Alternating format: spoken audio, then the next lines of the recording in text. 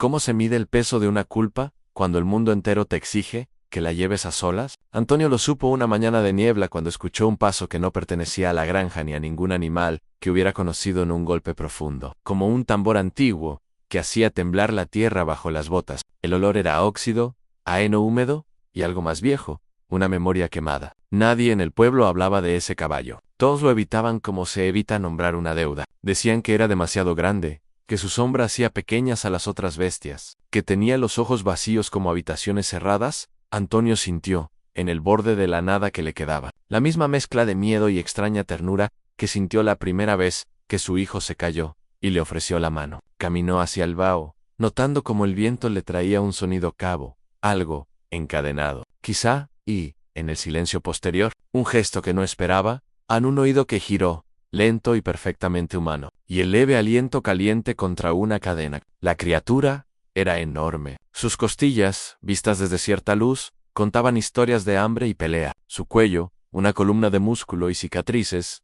Nadie se atrevía a acercarse al caballo gigante, hasta que el granjero destrozado extendió la mano. ¿Qué vio en esa mano el animal para no retroceder del todo? ¿Qué nombre llevaba marcado en la piel para reconocer una voz que tenía mucho tiempo sin sonar? Antonio no lo supo todavía. Lo único que supo fue que, cuando esa palma temblorosa se acercó, todo el pueblo contuvo el aliento, y algo en la noche del campo cambió de dirección. Un sonido pequeño, un susurro, una respiración, y después, un silencio que preguntaba, ¿quién eres tú para creer que puedes tocar lo que nadie toca? Antonio llevaba la mañana en la espalda, como quien guarda una carta que nunca se abrió. Su día empezaba siempre igual, en levantarse antes de que el amanecer se dignara a colorear la loma, encender el viejo cocedor de hierro, oler a café quemado y paja, mirar el horizonte donde la niebla escondía las casas del pueblo. Había una cadencia en sus movimientos. Los años le habían tallado en sus manos dedos anchos, uñas partidas, la piel como cuaderno arrugado. A veces canturreaba sin darse cuenta una canción que su mujer había tarareado cuando la luz era buena. Otras veces, la casa quedaba tan quieta que parecía una urna.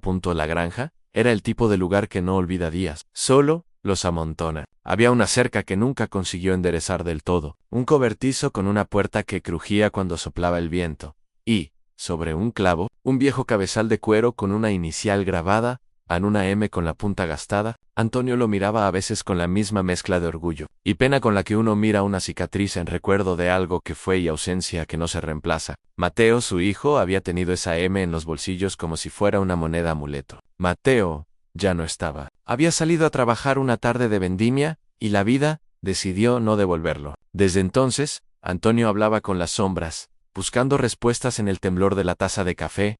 No era un hombre violento. Era, antes que todo, paciente hasta el cansancio. Cuidaba los tractores como se cuida a un enfermo con atención, con manos firmes. Sabía el nombre de cada sendero, el resultado de cada invierno. Los vecinos, gente que por educación y por miedo lo llamaban el viejo Antonio, respetaban su soledad. No por crueldad, sino porque los pueblos, como los barcos, respetan el espacio que una persona necesita para hundirse o para sostenerse en la noticia del caballo.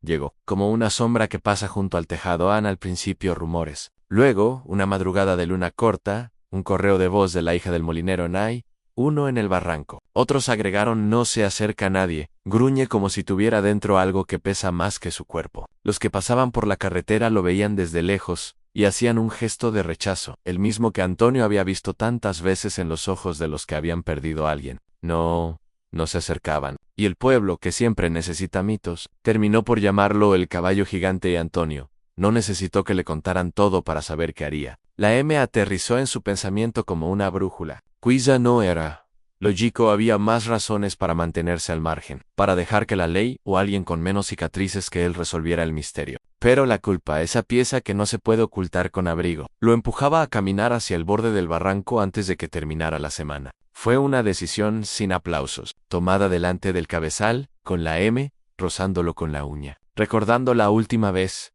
que Mateo había saltado de alegría sobre aquella piel de cuero.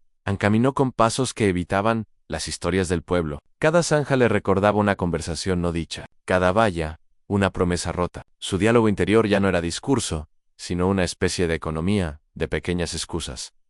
Solo miraré, no haré nada peligroso. Si hay que ayudar, lo haré con cuidado. No decía esas cosas para convencer a nadie, se repetía a sí mismo, como quien habla con la duda para ordenarla. La vida le había enseñado a admitir sus límites. Aún así, la misma vida lo empujaba hacia algo más. Algo en su pecho, detrás de la costilla izquierda, le tiraba con fuerza, y así, con la niebla masticando el amanecer, Antonio llegó al borde del barranco. Allí estaba el caballo, la ley de su tamaño desafiante, la piel marcada por cicatrices que hablaban de cuerdas apretadas y fuegos. La bestia parecía hecha de sombras y músculo. Tenía una mirada que no era ciega, sino que contenía una memoria velada. Nadie había colocado una cadena sencilla. Algo más duro lo sujetaba, y la cadena frotaba la tierra con un sonido metálico, como un reloj que se niega a detenerse. Antonio, al ver aquella cadena, pensó en los días en que ataba cosas sin pensar, en las veces que una cuerda había sido la única frontera entre la locura y el silencio. El primer acercamiento fue un fracaso claro y hermoso. Antonio dejó una manta enrollada y un poco de pan en el suelo,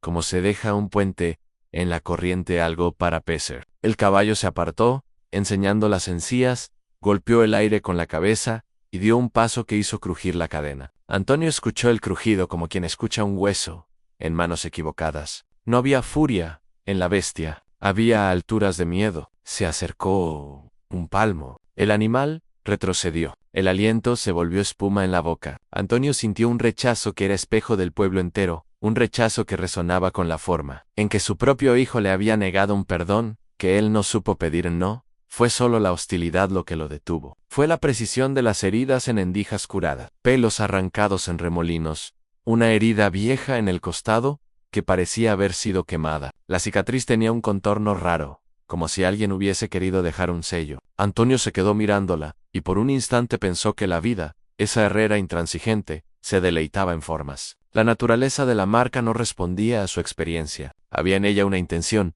como si una mano humana hubiera querido marcar al animal con una historia que no le pertenecía por completo.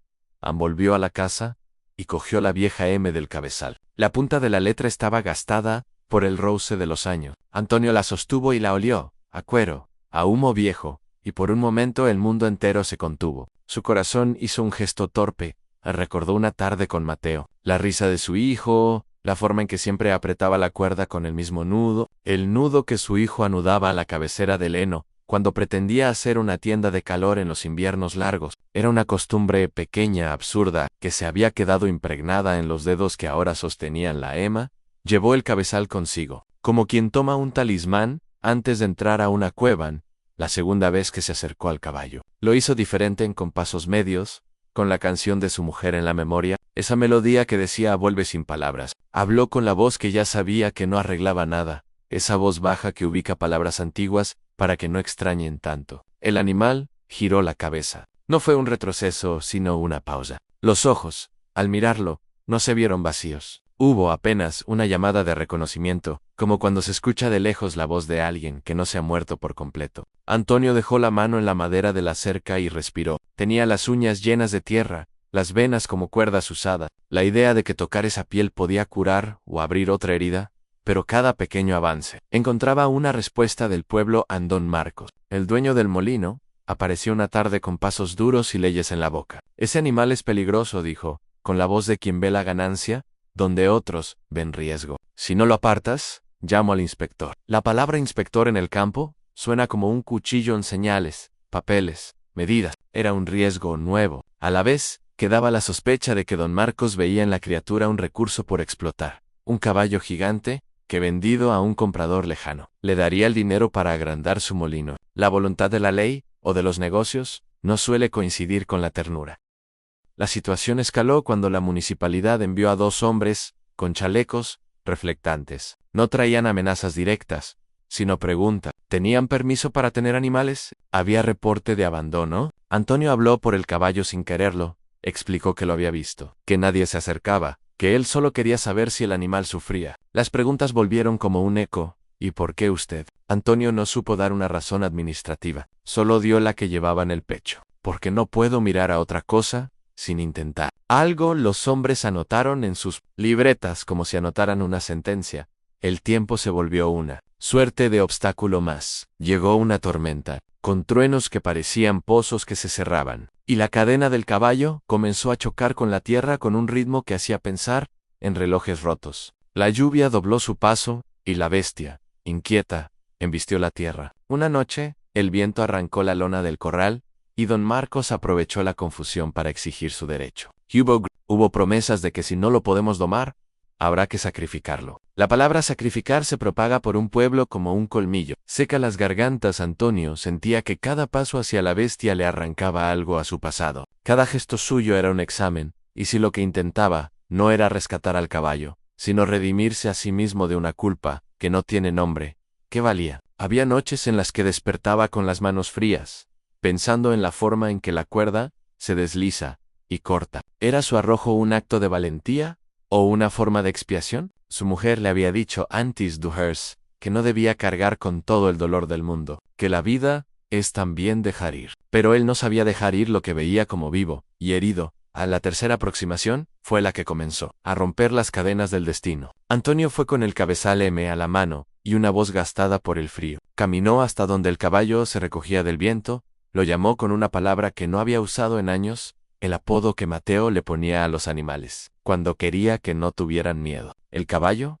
estremeció el oído. Por primera vez, hizo algo que no había hecho antes. Valló la cabeza. No era confianza completa. Era, más bien, un reconocimiento que venía de algo mucho más profundo que la vista. Se acercó un paso, luego otro. Antonio posó la mano sobre el cuello, y la piel respondió con un temblor que parecía decir, aquí estoy. ¿Soy esto?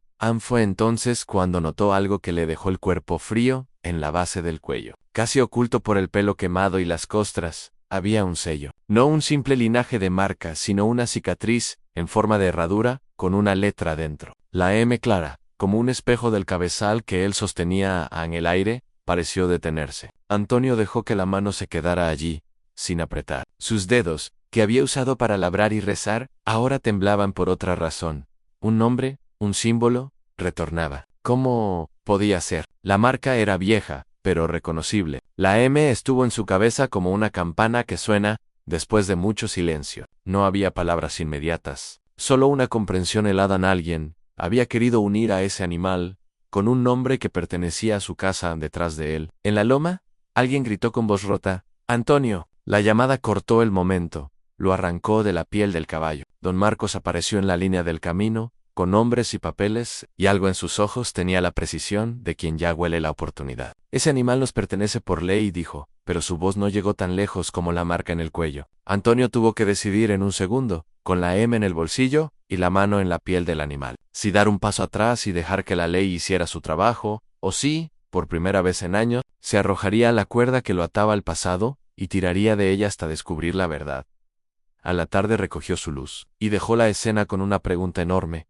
¿De quién era ese caballo realmente? ¿Y qué secreto llevaba pegado a la piel como una segunda memoria? Antonio supo, en el silencio, que vino después del grito, que su elección no tenía vuelta atrás. Se levantó como quien decide meterse a una corriente que no conoce, y, con la M en la palma, miró al hombre que venía con papeles y al animal que ahora respiraba sobre su mano. Fue un gesto pequeño. Fue un gesto que, de inmediato, partió la calma en dos, y dejó al pueblo a la espera de la respuesta que nadie podía imaginar. A la loma se llenó de voces, como si el viento hubiese decidido traer gente de otras épocas para juzgar el presente. Don Marcos había traído papeles, hombres de chaleco reflectante y un furgón con el logo de la municipalidad. La autoridad tenía la frialdad de los relojes que miden el tiempo de los demás. El suelo vibraba con pasos. El caballo, encadenado y grande, como una alegría retenida, enterraba los cascos en la tierra y miraba, con los ojos inmensos, hacia donde Antonio sostenía el cabezal, con la M en la marca. Esa M, gastada por tantos años, brillaba a ratos bajo la lluvia que había decidido volver justo en ese momento. Como si el cielo también quisiera asistir a Antonio, se movió con la lentitud precisa de quien sabe que cada gesto tendrá eco. No tenía documentos, tenía lo único que le quedaba de verdad a la memoria. Recordó sin anunciarlo la tarde en que Mateo había corrido entre los hilos de paja y había atado, con ese nudo infantil, el cabezal al poste. Recordó el nombre que le decía a los animales, diminutivos que el dolor había vuelto sagrados. El pueblo miraba. Algunos esperaban que la ley aplastara la ternura. Otros, amablemente, esperaban ver cómo un viejo se rendía ante el mundo. La humareda de la lluvia hacía brillantes las lágrimas en las caras de los presentes. «Ese animal no puede quedarse aquí», dijo don Marcos con voz como cuchillo. «¿Tiene dueño o no lo tiene?» «Sí, no apres. La ley es la ley». Sus hombres rodearon el caballo como si lo fueran a medir para una subasta.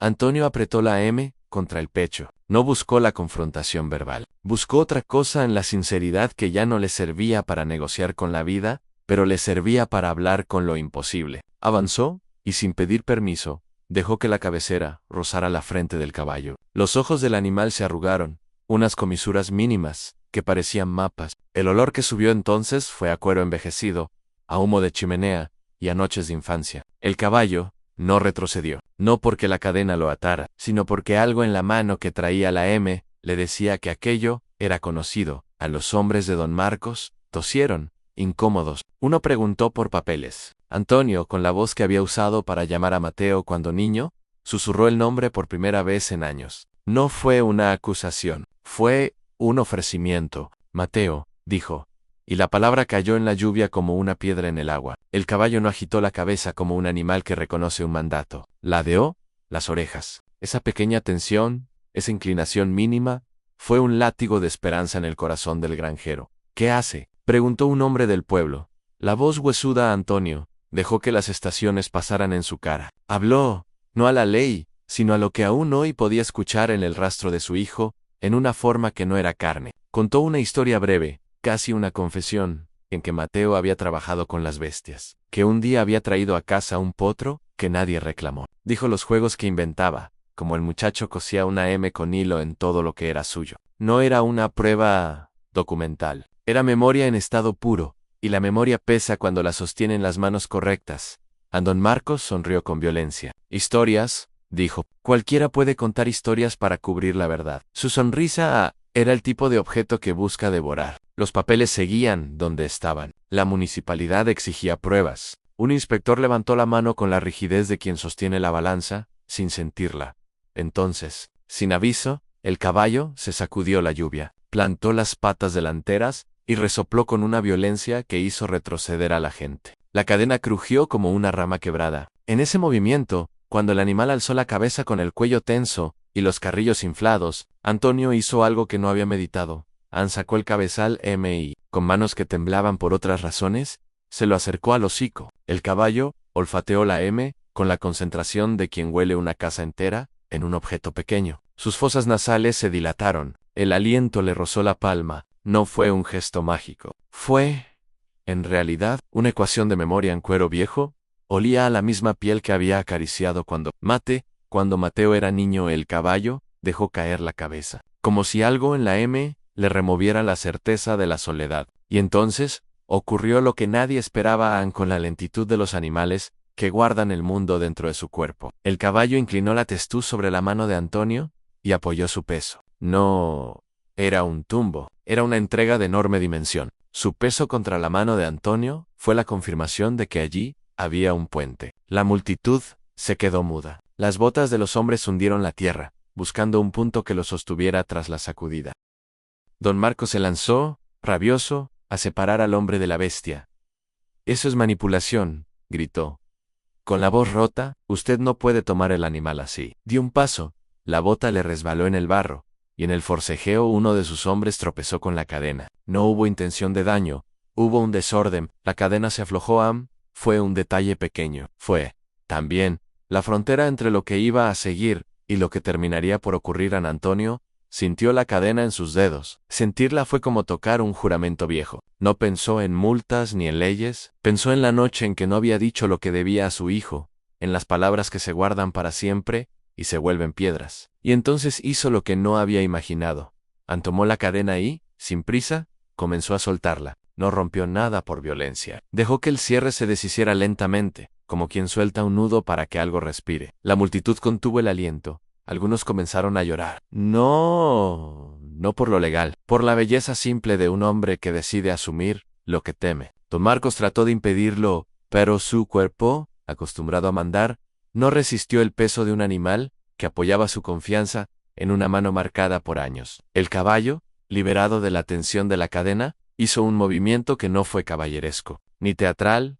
Simplemente se volvió hacia Antonio, apoyó la frente en su pecho, y dejó caer un suspiro tan largo que pareció desatar años. Antonio se dejó caer sobre la tierra, y el contacto fue eléctrico y antiguo. Sintió en el temblor del animal algo que iba más allá de la identidad, un reconocimiento visceral, una memoria de caricias dadas por un niño que quizá había sido el primero en llamar al potro por un nombre que el granjero entendía sin traducir. La escena explotó en pequeños momentos. Algunos hombres intentaron tomar fotografías como quien quiere atrapar una decisión. Otros se arrodillaron sin que les pesara la humillación. Don Marcos, furioso y perdido, vociferó amenazas legales. Sus palabras se estrellaban contra la evidencia de la piel y el silencio del caballo. Un señor mayoere, que hasta entonces había mirado de perfil, sacó una fotografía vieja del bolsillo. Una imagen en la que un muchacho alzado sobre un bulto de heno sostenía un potro con una M cosida en la manta. La foto temblaba por la humedad. Era pequeña y decisiva. En el rostro de Mateo,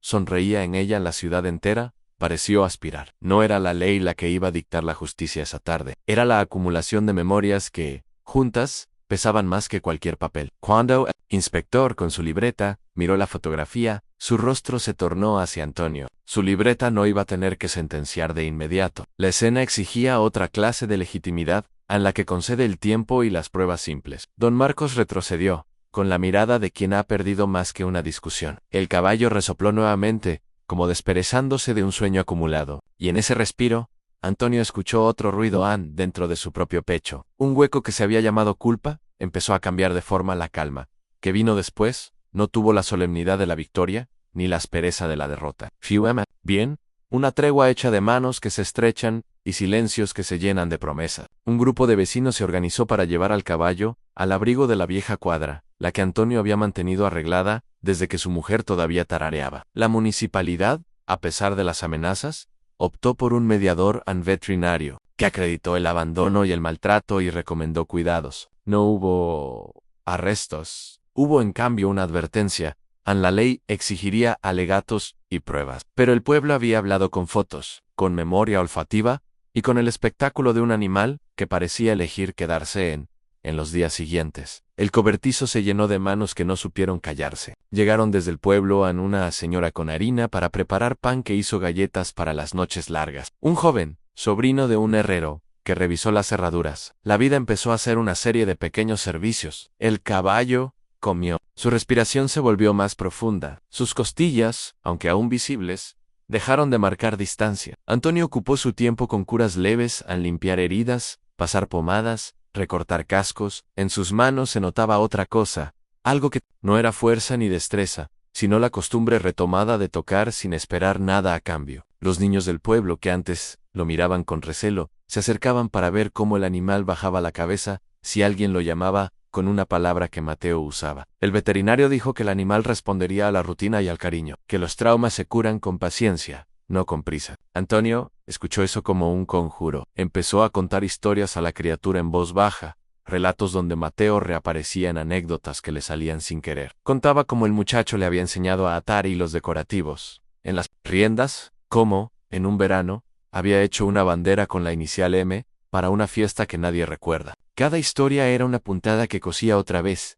La tela rota de la memoria a Don Marcos no desapareció, pero su presencia se fue afinando en murmullos y en vergüenzas que ya nadie quería alimentar. Algunos, que temían represalias, optaron por él. Otros, con la sencillez que da la cercanía, le dijeron que el pueblo no olvida cuando alguien actúa con menos que la verdad. La municipalidad inauguró una investigación formal sobre la procedencia del caballo y sobre denuncias antiguas de maltrato hacia animales en predios cercanos. No era el tipo de justicia rápida que uno desea cuando hay sed de venganza. Era un proceso lento que prometía, como la aluvía, lavar lo que se hubiera dejado acumular. En la soledad del cobertizo, Antonio tuvo una noche en la que la memoria fue un río desbordado. Soñó con Mateo chico, con las risas, con un potro perseguido por perros y rescatado por manos apresuradas. Se despertó con el olor del animal, pegado a la nariz, y comprendió algo pequeño y grande, a la vez en que la culpa no es un peso que se elimina, sino una forma de compañía que se aprende a soportar con ternura. Había abrazado la posibilidad de expiarse, pero lo que encontró fue otra cosa,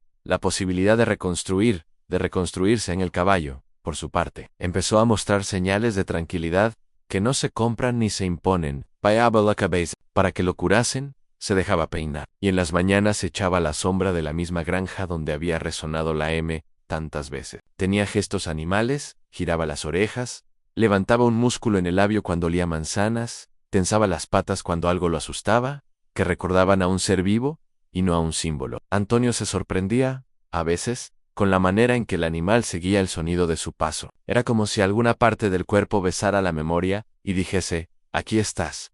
Al fin, el apoyo del pueblo se transformó en un pequeño coro de acciones. Una vecina ofreció baños de hierbas. Otro vecino, un carruaje antiguo, fue traído para Mover Pack. Los niños hicieron una placa con la M pintada, no como marca de pertenencia, sino como símbolo de reparación. Antonio aceptó los gestos, con la humildad de quien sabe que ha sido sostenido. Empezó a salir a la plaza con el caballo, a mostrarle que el mundo no siempre da la espalda. La gente, al verlos juntos, dejaba caer las guardas invisibles de la sospecha. El cierre no llegó con un juicio fulminante, ni con una ovación en la plaza. Llegó como una conversación que ocurre al borde de la tarde, entre un hombre y lo que queda de su propio pasado. Antonio, sentado en el umbral del cobertizo, sostuvo la cabeza del caballo entre sus manos, y le habló con la voz de quien al fin puede decir lo que no dijo. Le contó del hijo perdido, de las tardes que no regresan, de los silencios que se han vuelto compañía. No pidió perdón a la bestia, pidió permiso. El caballo, con la paciencia que traen los animales que conocen el tiempo, dejó que esa petición entrara. Había payoffs pequeños que se hicieron grandes, a la M, que antes era un emblema de dolor y de preguntas. Ahora colgaba de la pared de madera, como testimonio de una historia que había cambiado de dueño. Ya no era marca de propiedad, sino de recuerdo. El cabezal quedó en la cuadra, no como señal de dominio, sino como altar. Los vecinos, que antes cruzaban la calle para evitar el dolor, ahora traían herramientas y palabras. Antonio aprendió a recibir ayuda sin sentir que eso pillaba su orgullo. Descubrió que la fortaleza se puede demostrar también en la capacidad de dejar entrar al otro. Cana el tiempo, la municipalidad cerró el expediente de la mejor manera que pudo, con una recomendación de cuidado y con la imposición de ciertas sanciones a quienes se demostraron negligentes. Don Marcos recibió multas, y la mirada afilada de la ley, nada de lo que había perdido, lo transformó. Pero el pueblo dejó de mirarlo como un juez, y empezó a mirarlo como a un hombre que había cometido un error visible. Las conversaciones, en la plaza, cambiaron de tono. Se habló menos de castigos y más de reparación. Hubo, también, una pequeña ceremonia en la que algunos colocaron una tablilla con la historia del caballo, en la que se mencionaba el nombre de Mateo entre líneas. Como un susurro oficial, Antonio, por su parte, no recuperó a su hijo. Eso no, pero recuperó algo que había perdido igual de profundo. La sensación de que algunas ausencias pueden ser habitadas con cuidado, y que el amor no se limita al tiempo de la vida, sino que es un puente que se mantiene con actos cotidianos. El caballo, la bestia gigante que una vez asustó al pueblo, se convirtió, poco a poco, en una compañía que no reclamaba nada a cambio. A veces, en las tardes en que la luz estiraba, el animal se acercaba y dejaba la cabeza sobre las piernas de Antonio, como un remedio sin receta, lo último que el pueblo vio, y que muchos recordaron como una de esas imágenes que se graban. Fue Antonio conduciendo al caballo por la vereda, con la M colgando en el cobertizo, como si fuera una medalla que se ha ganado con heridas. La gente saludaba, algunos lloraban, otros simplemente asentían, porque entendían que el acto había sido más que legítimo, era humano, aun cuando el sol se inclinó entre las colinas, y las sombras hicieron la promesa de volver. Antonio dejó que el caballo oliera su mano una vez más, y en ese roce pequeño, comprendió que el perdón no borra la ausencia, la rellena de cuidado, hasta que la ausencia deja de doler con la violencia de antes ansí. ¿Esta historia te tocó el corazón? Suscríbete, comenta cómo te hizo sentir y activa la campana para que sigamos trayendo relatos que honran la memoria y la ternura. Comparte este vídeo con alguien que valore las historias profundas. Tu gesto ayuda a que más personas encuentren consuelo en relatos como este.